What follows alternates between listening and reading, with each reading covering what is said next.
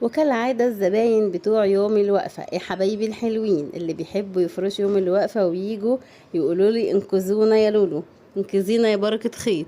معانا ملايات 3D أطفال. الملاية دي اتسلمت الوقفة اهو. ومعانا كمان اليونيكورن ده على فكرة الملاية دي بتمشي ولادي وبناتي.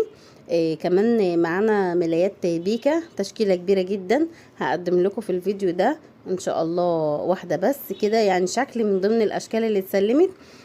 ده بقى بيمشي لسراير كبيرة، بيمشي لسراير اطفال، باظ يطير للولاد الحلوين. عندكم بقى حاجات ولادي وبناتي اللي عندها غرفة فيها ولدين وبنتين. الف مبروك لاصحابهم. بالنسبة للفراشات الملاية اللي هتيجي بعد كده، مش اديكوا شايفين المقاسات عاملة ازاي. المراية بتبقى مترين، في السرير 120 في مترين 40.